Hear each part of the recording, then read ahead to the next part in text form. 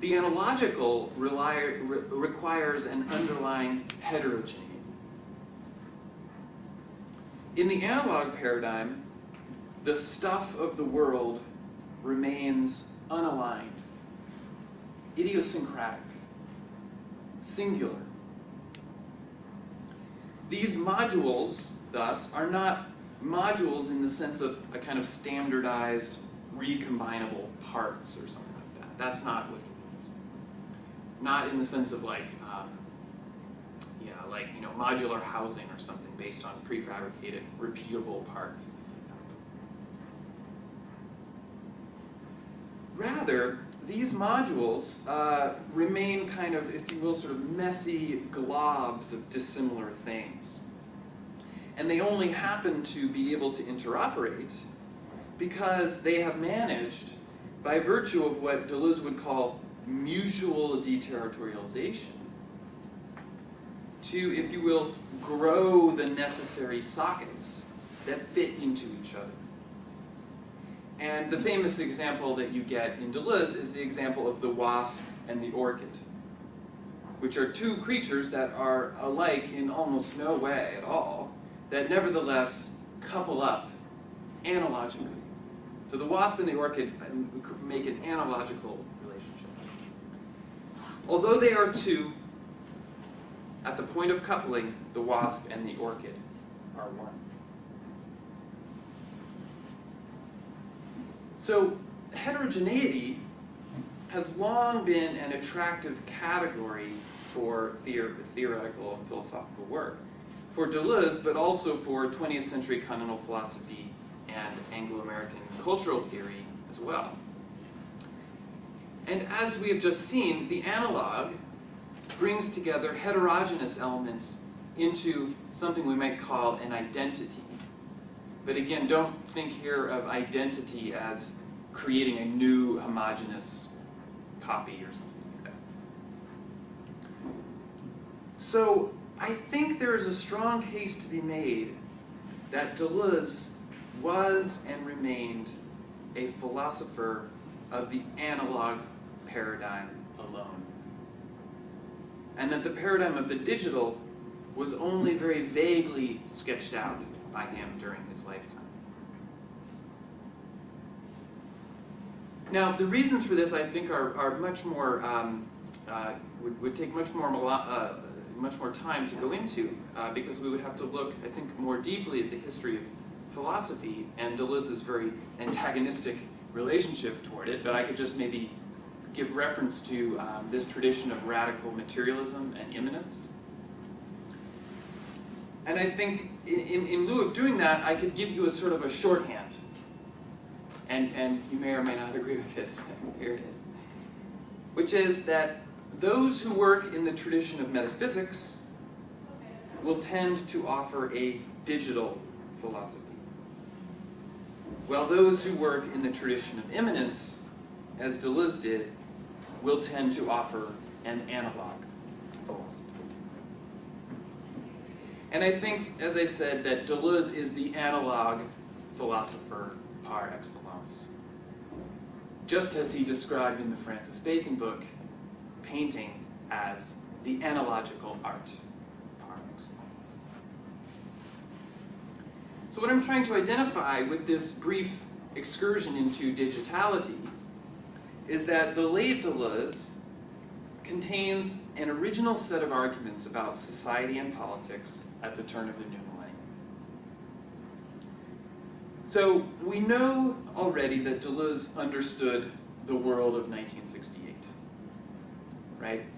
The resurgence of desire, the affective revolution, these new bizarre schizophrenic subjects, molecular organization, dispersive and rhizomatic structures, etc. Right? Leibniz instead of Hegel, Riemann instead of Einstein. But I think the question still needs to be posed, which is, did Deleuze, or can we use Deleuze to understand the world at the dawn of the new millennium? So a lot has been said about somebody like Foucault and his late work, and its usefulness for millennial politics. particularly through the ideas of biopower and biopolitics, or somebody like Giorgio Agamben's theorization of today's state power. But I think not enough credit has been given to Deleuze as an adequate forecaster of this new future world system.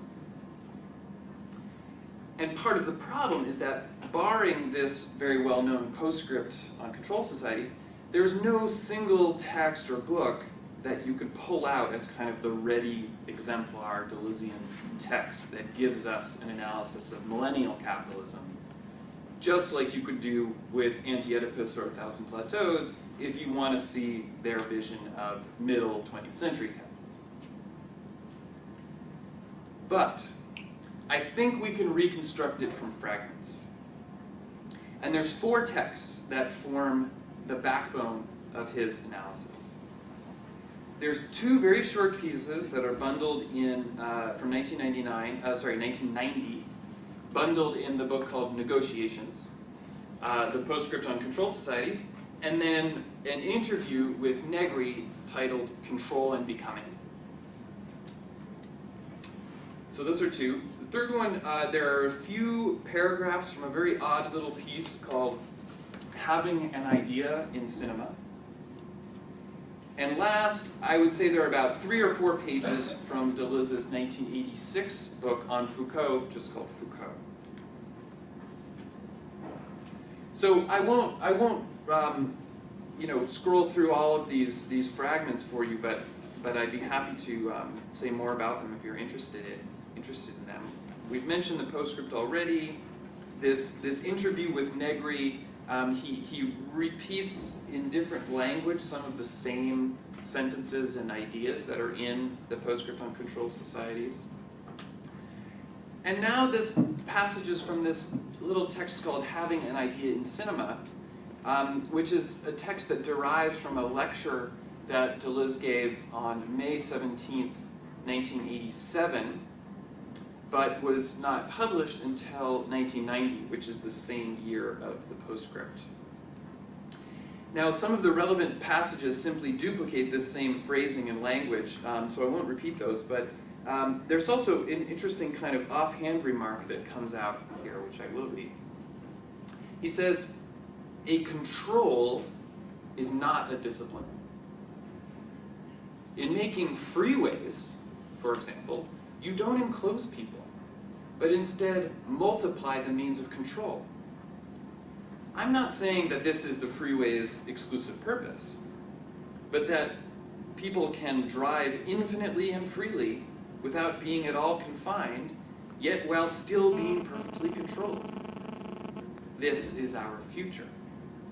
And I think in that case, by control, right, he means things like stay inside the white lines and stop at traffic lights.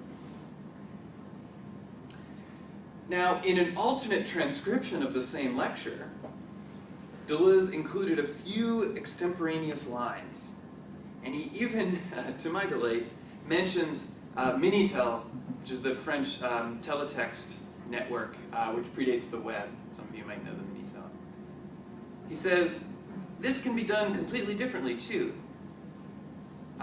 in regard to sort of regrouping people through these arrangements of ubiquitous control. He said it can be done completely differently. It can be done through Minitel. Everything that you want, right, everything that you want at your fingertips, what's astounding would be the forms of control, he said.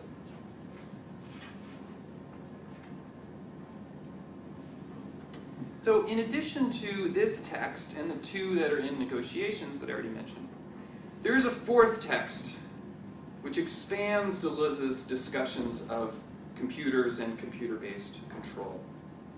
And it adds a very weird dimension, as you will see. Exploding this image of control into a very, almost you would say, a kind of enigmatic imagery filled with prognostications of various kinds. And here, there are these notorious pages 92 and 93 that I've spent a lot of time dwelling over and still don't quite understand in the book on Foucault. This is the section where he talks about something called life resistance. and he introduces a new mysterious construct which he calls the superfold. The superfold. And you'll remember he wrote an earlier book, The Fold, which in some ways is his sort of theory of the modern subject. How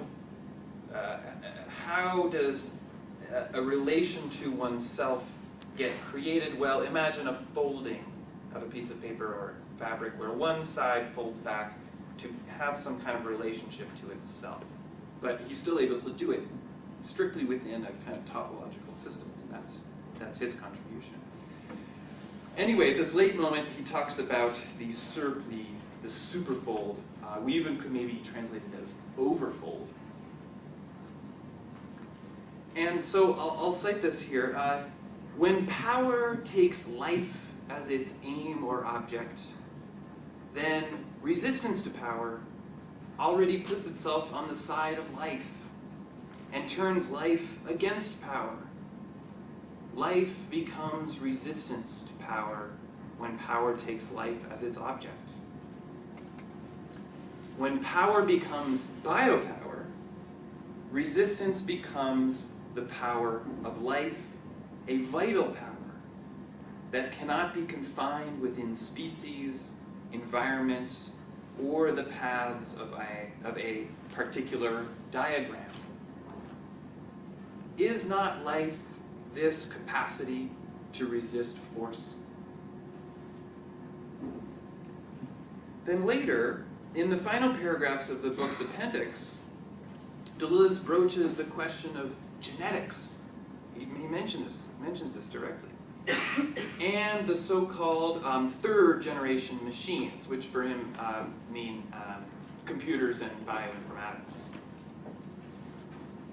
Those are the same things he mentions in the postscript. He wonders aloud about this famous notion of the death of man, described in Nietzsche and also in Foucault. So here's the passage. The question that continually returns is therefore the following. If the forces within man compose a form only by entering into a relation with forms from the outside, with what new forms do they now risk entering into a relation? And what new forms will emerge that is neither God nor man? This is the correct place for the problem which Nietzsche called the Superman. So in other words, what is the new configuration of man after the death of man? And what had to happen in order to create such a new condition of life? And this is Deleuze's answer. It's long, but I'll read the whole thing. His answer is, biology had to take a leap into molecular biology, or dispersed life regroup in the genetic code. Dispersed work had to regroup in third-generation machines, cybernetics, and information technology. What would be the forces in play with which the forces within man would then enter into a relation? It would no longer involve raising to infinity or finitude, but an unlimited finity, thereby evoking every situation of force in which a finite number of components yields a practically unlimited diversity of combinations.